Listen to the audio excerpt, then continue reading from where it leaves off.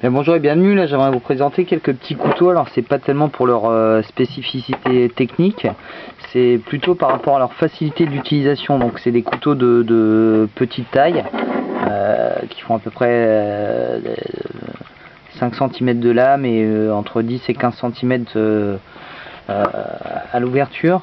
Ça va être des couteaux qui vont être destinés à être utilisés vraiment tous les jours, qu'on va porter régulièrement sur soi avec un clip ceinture, dans une poche ou simplement sur la ceinture. Donc j'aimerais vous présenter quelques couteaux. Donc je vais commencer par une petite série des Herberts. Donc voilà, c'est des petits couteaux acier 420 avec des lames d'à peu près 5 cm comme je vous disais.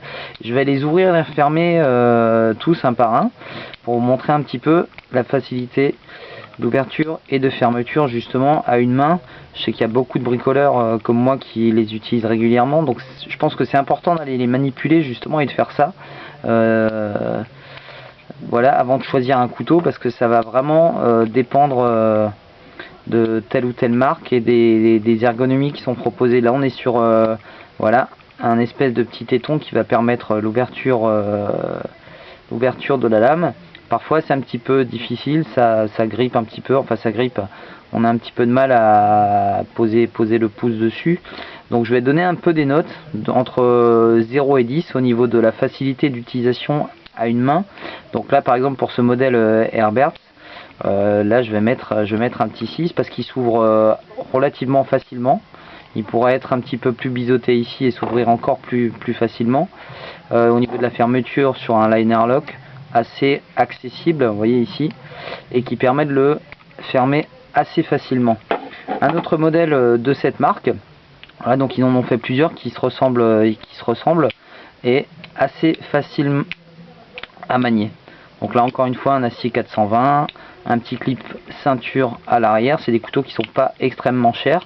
Comme on peut le voir ici, il y a un double téton qui va permettre une ouverture droitier comme gaucher. Malheureusement après pour la fermeture du liner lock c'est plus difficile en étant gaucher, en sachant que ici le clip ceinture va pas forcément être amovible de l'autre côté. Donc ça c'est une petite série que j'aime bien, qui est pas trop chère, et comme vous voyez la manipulation est assez facile.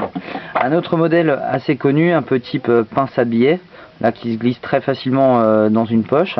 Voilà, là l'ouverture va être un petit peu plus délicate. Alors quand je veux dire un petit peu plus délicate, c'est un petit peu moins facile parce qu'on est sur un objet qui est assez plat. Voilà, donc ça va être un petit peu plus délicat à manipuler. On va devoir un petit peu s'y reprendre à deux fois. J'ai pas noté le couteau juste avant là, celui-là, que je vais noter facilement à 8 parce qu'il est assez facile d'accès. Le téton ici est super large.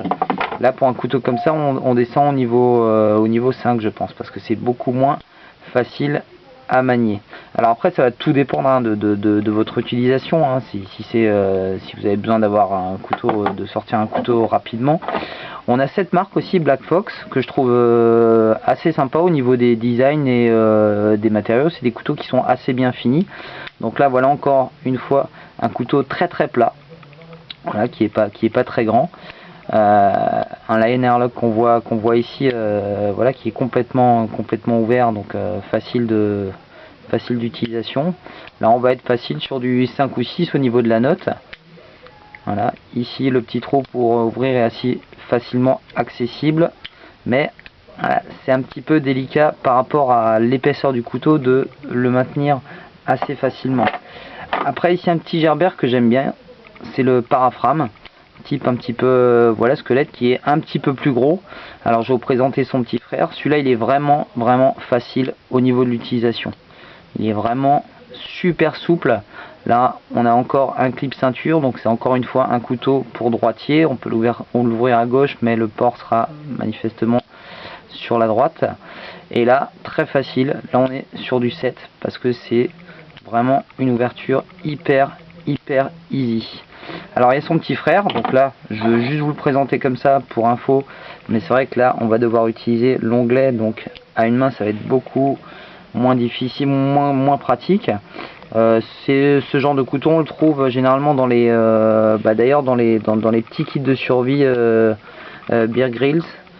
Donc voilà, bon c'est sympa, ça tient ça prend pas de place, hein. Ça peut être un petit couteau de secours. Après je vais passer sur un CRKT, juste parce qu'il a une ouverture un petit peu bizarre.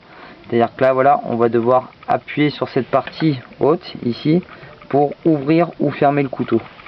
Donc voilà, le design voilà, est particulier, hein. Voilà, tac. C'est innovant, c'est pas ultra pratique je trouve au niveau de l'ouverture et la fermeture.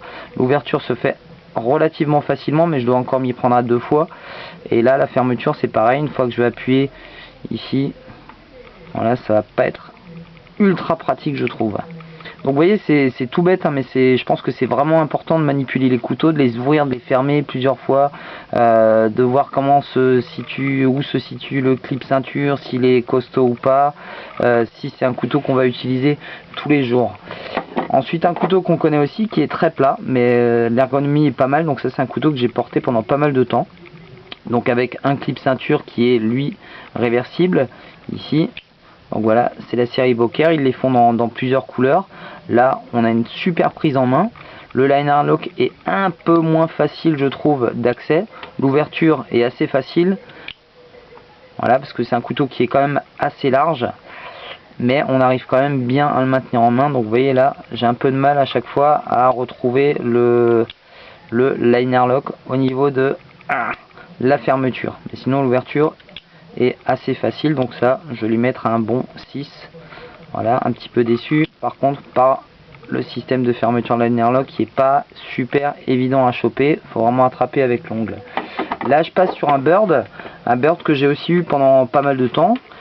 J'étais assez satisfait honnêtement. Alors là c'est un système à pompe, voilà, pour la fermeture, ouverture et fermeture, assez facile pour l'ouverture, moins pratique d'une main avec l'ouverture. Comme vous pouvez voir, ça peut être un petit peu délicat d'appuyer et on se retrouve avec la lame et le doigt ici qui risque de se blesser. Donc ça c'est un bird qui est pas très cher, c'est aux alentours de 30 €. Un petit truc sympa, c'est là le clip ceinture qui est assez costaud parce que je l'ai jamais perdu en le portant tous les jours, et je vais pouvoir le placer des 4 côtés. Donc là au niveau de l'ouverture et la fermeture, je suis pareil sur un 6. Donc comme petit couteau de tous les jours, je trouve ça assez sympa. Après on monte un tout petit peu en gamme. Alors j'ai un tout petit peu, là on est sur du Spyderco. Là c'est le fameux Ambitious. Donc là on est sur un produit chinois, mais de très bonne qualité au niveau de l'ergonomie, de l'ouverture et de la fermeture. Voilà, là je pense qu'on est déjà sur du 8 au niveau de la manipulation. C'est vraiment super simple. Le trou il est vraiment enfin voilà, ils ont déposé le brevet et c'est bête et con, mais je pense que c'est un des meilleurs systèmes d'ouverture à une main. Voilà, qu'on soit droitier ou gaucher, là c'est vraiment pas un souci parce qu'on va pouvoir effectivement mettre le clip où on veut. Donc ça c'est super intéressant, avec ici un liner lock qui est assez facile d'accès. Dans la même gamme, un petit peu pas franchement différent, ça reste dans une idée de Spyderco, le 4. Voilà, le 4 pareil, petite lame. Le clip ceinture par contre est voilà amovible de l'autre côté. Alors à noter que c'est un clip ceinture qui est vraiment pas prévu pour une ceinture, c'est vraiment prévu pour se glisser dans une poche et rester le plus discret possible. Ça veut dire que quand on le porte à la ceinture, on a vraiment beaucoup de chances de le perdre. J'ai dû le perdre une dizaine de fois. J'en ai racheté d'ailleurs celui-là en pensant l'avoir perdu et je l'ai retrouvé finalement. Là par contre l'ouverture est encore plus facile que sur le modèle d'avant. Je trouve l'ouverture et la fermeture est encore plus souple. Là je suis entre 9 et 10 facile. Voilà, ce qui est vraiment dommage, c'est comme je vous disais, voilà ce qui est un peu dommage, c'est au niveau du clip ceinture. Donc tous ces couteaux, vous allez pouvoir les retrouver forcément et sur internet, mais je vous conseille vraiment d'aller les manipuler parce que quel que soit le couteau, voilà, je trouve ça un peu dommage d'avoir un couteau et de galérer tous les jours au niveau de l'utilisation. Donc c'est pour ça que je vous invite tous à aller plutôt dans les armureries, aller les manipuler, aller demander conseil aux professionnels avant de vous choisir un couteau que vous allez utiliser tous les jours. Je vous remercie et je vous souhaite de trouver votre couteau, d'avoir le bon achat, le bon coup de cœur et de l'utiliser, de le manipuler avec facilité sans vous blesser.